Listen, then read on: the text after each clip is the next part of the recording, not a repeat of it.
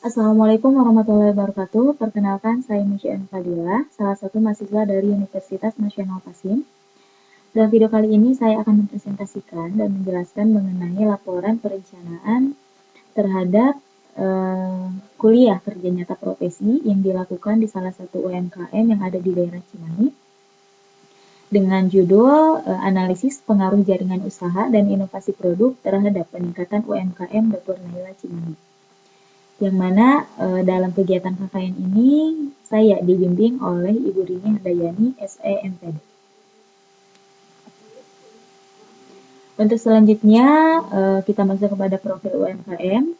Untuk profilnya sendiri, nama UMKM-nya adalah Dapur Naila yang beralamatkan di Jalan Cibaligo, Gang Sapi 1, Cigugur, Cimahi Tengah. Untuk nama pemilik dari owner UMKM Dapur Naila Cimahi ini yaitu Ibu Rani. Dan Dapur Naila ini sudah berdiri pada tahun 2019. Kemudian untuk nama pemasaran, baik itu secara offline ataupun online, itu adalah Dapur Naila. Masuk kepada sejarahnya terbentuk UMKM Dapur Naila Cimahi ini dari ketidaksengajaan owner Dapur Naila mengetahui atau menemukan resep dari gepuk suwir ayam, serta ditunjang dari kesukaan anggota keluarga Ibu Rani sendiri terhadap produk tersebut. Sehingga Ibu Rani berinisiatif untuk membuat produk dan memasarkan produk gepuk suwir ayam tersebut. Kemudian untuk produknya sendiri di sini ada beberapa olahan yang diolah oleh Dapur Naila. Yang pertama itu ada olahan daging ayam, ada gepuk suwir ayam dan ayam serundeng. Untuk gepuk suwir ayam juga di sini tidak hanya menggunakan daging ayam, tetapi juga bisa menggunakan daging sapi. Kemudian ada produk tambahan, yaitu seperti yang pertama catering, berbagai olahan catering. Kedua nasi tumpeng, ketiga jengkol balado, dan yang keempat balado asin dan kacang. Masuk kepada tujuan dan manfaat. Tujuan manfaat dibuatnya pelaporan atau kegiatan KKNP ini. Yang pertama, tujuannya sebagai kegiatan pengabdian saya atau kami terhadap masyarakat dengan salah satunya membantu dalam mengembangkan usaha atau UMKM sesuai dengan ilmu yang sudah dipelajari. Kemudian yang kedua, itu manfaat. Yang pertama, mengembangkan potensi diri dalam mengimplementasikan pemahaman teori-teori yang telah dipelajari terhadap usaha UMKM.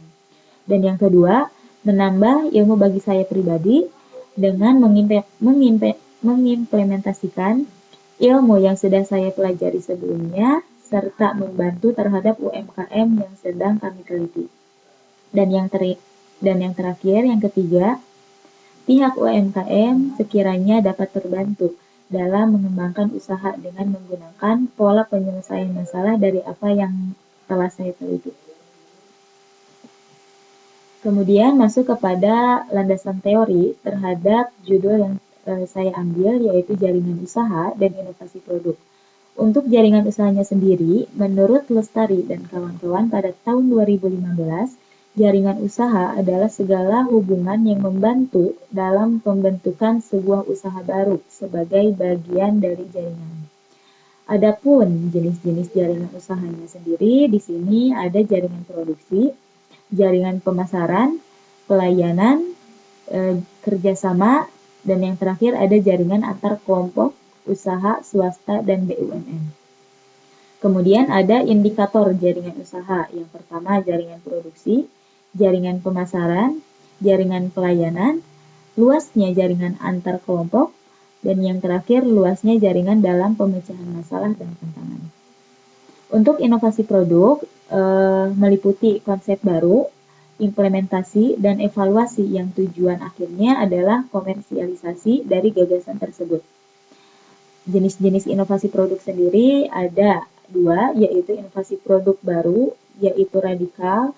Untuk jenis inovasi ini yaitu mencari atau menggabungkan antar beberapa variabel-variabel produk variasi-variasi produk sehingga menjadi suatu produk yang baru. Kemudian yang kedua, inovasi pengembangan produk, yaitu produk bertahap. Untuk yang kedua ini yaitu mengembangkan inovasi produk dengan menggunakan produk yang memang sudah ada, yaitu bisa dengan mencari keunikan atau hal-hal yang lain yang dapat dikembangkan dari produk tersebut. Kemudian ada indikator inovasi produk. Yang pertama, perubahan produk. Yang kedua, inovasi teknis. Di sini lebih kepada perubahan pelayanan. Dan yang ketiga, pengembangan produk. Kemudian, ada juga faktor-faktor yang mempengaruhi inovasi produk, seperti halnya sumber daya manusia, budaya, strategi perusahaan, struktur organigram atau organisasi, dan dukungan eksternal. Untuk dukungan eksternal ini contohnya seperti masukan dari konsumen. Kemudian langsung kepada kondisi UMKM yang ada pada Dapur Naila sendiri untuk jaringan usahanya baik, bahkan sangat baik, khususnya dalam jaringan pemasaran yang tersedia, di mana UMKM Dapur Naila ini sudah melakukan ataupun menjalankan dengan sistem offline ataupun online. Untuk sistem offline sendiri itu yaitu menggunakan seller atau melakukan pemasaran terhadap pasar, warung, kantin, dan sebagainya. Kemudian kerjasama juga antar pemerintah, yaitu dengan selalu mengikuti pelatihan-pelatihan yang dilakukan oleh daerah-daerah tersebut, seperti kecamatan ataupun kelurahan, ataupun bahkan kota. Kemudian untuk online-nya sendiri, Dapur Naila sudah menggunakan akun sosial media seperti WhatsApp dan Instagram. Kemudian untuk e-commerce-nya sendiri sudah menggunakan GrabFood, kemudian dan GoFood. Karena banyaknya jaringan usaha, khususnya pemasaran, maka perlunya koordinator yang lebih besar. Kemudian untuk inovasi produknya sendiri, produk dapat dimix dengan produk lain, seperti yang telah dilakukan oleh Dapur Naila dengan beberapa produk UMKM, yaitu lumpia. Jadi penggabungan antara produk lumpia dengan produk gepuk ayam suwir. Kemudian untuk lebih meningkatkan lagi produk, perlu adanya inovasi produk lebih lanjut.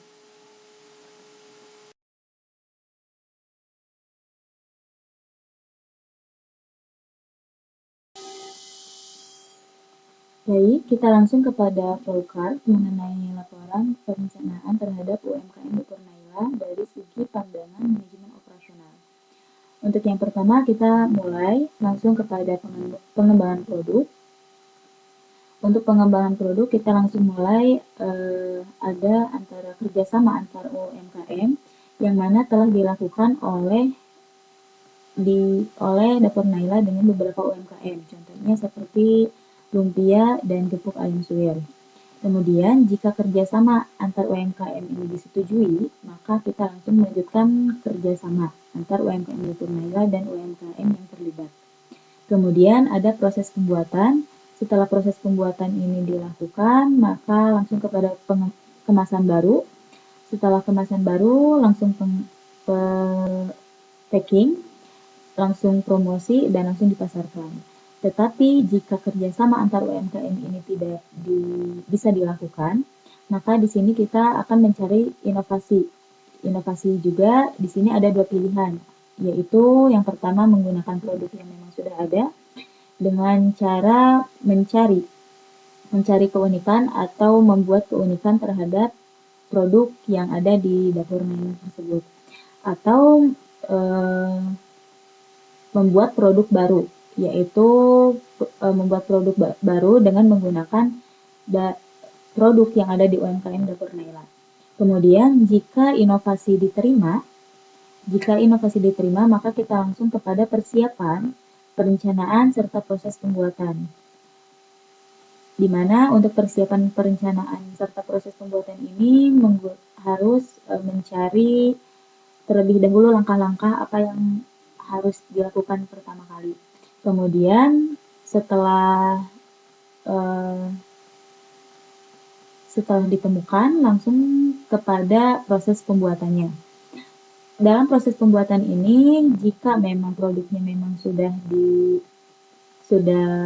dibuat, maka langsung kepada penilaian apakah produk yang memang sudah jadi ini bisa diterima atau tidak. Jika misalkan tidak bisa diterima, maka kita akan melakukan perbaikan dan analisis mengenai apa yang kurang dan apa yang salah terhadap pengembangan produk tersebut. Kemudian kita terus melakukan dan analisis. Jika memang perbaikan dan analisisnya sudah diterima, maka kita langsung kepada pengemasan baru. Dan kemudian jika penilaiannya pun diterima, maka kita langsung kepada pengemasan baru. Kemudian jika pengemasan sudah dilakukan, maka langsung kepada packing. Setelah packing selesai, langsung kepada promosi dan dipasarkan. Untuk sistem promosi dan dipasarkan ini juga kita ada jaringan usaha. Jaringan usaha yang dilakukan ini ada dua, yaitu secara offline atau menggunakan toko seller. Untuk seller di sini kita menggunakan misalkan contohnya pemasaran kepada pasar-pasar, kemudian warung, dan kantin. Kemudian ada secara online. Secara online ini menggunakan sosial media dan e-commerce. Untuk jaringan usaha yang menggunakan sistem offline, di sini kita membutuhkan tempat. Setelah tempat ini tersedia, langsung kita kirim dan langsung kita pasarkan. Untuk tokonya sendiri, jika tokonya sudah ada, maka langsung kita pasarkan atau kita jual. Kemudian untuk secara online pastinya kita membutuhkan akun. Jika memang akunnya memang belum tersedia, maka kita akan membuat terlebih dahulu. Jika sesudah akunnya sudah terbuat, maka kita langsung kepada promosi dan jual. Dan begitupun, jika akunnya memang sudah ada, maka kita langsung kepada promosi dan jual. Langsung kita kemudian, jika ada memang dalam proses promosi dan penjualan jika ada kendala, maka kita akan analisis dan perbaiki apa kendala tersebut dan pemecahan masalahnya seperti apa. Dan jika memang sudah diperbaiki dan dianalisis, langsung kepada keuntungan dan kerugian. Jika memang keuntungan kerugiannya itu menghasilkan laba, berarti proses pembuatan serta pemasarannya pun selesai. Tetapi jika misalkan memang menghasilkan kerugian, maka kita akan menganalisis dan memperbaiki apa yang memang menjadi permasalahan terhadap promosi dan jual tersebut. Kemudian, langsung kepada kesimpulan dari pandangan manajemen operasional terhadap flowchart yang telah saya tadi jelaskan. Dalam kegiatan produksi di UMKM Dapur Naila ada beberapa kendala yang memang menghambat terhadap kegiatan khususnya yaitu bahan baku dan kurangnya waktu dalam memanajemen UMKM Dapur Naila karena kesibukan dari ownernya sendiri. Maka dari itu yang sekiranya mungkin nanti dapat membantu UMKM Dapur Naila, yang pertama kami atau saya pribadi akan membantu dalam proses produksi dengan mengembangkan produk yang sudah ada ataupun produk yang baru dengan meminimalkan biaya anggaran. Kemudian yang kedua, meningkatkan pendapatan dengan terus melakukan kegiatan promosi. Dan untuk kegiatan promosinya pun sekiranya akan memilih nih jaringan usaha apa yang memang sekiranya dapat berdampak besar terhadap keuntungan yang akan dimiliki oleh UMKM Dapur Naila tersebut. Baik, presentasi dan penjelasan dari saya cukup sekian. Mohon maaf bila ada kata-kata yang tidak berkenan. Wabillahi taufiq wal hidayah. Wassalamualaikum warahmatullahi wabarakatuh.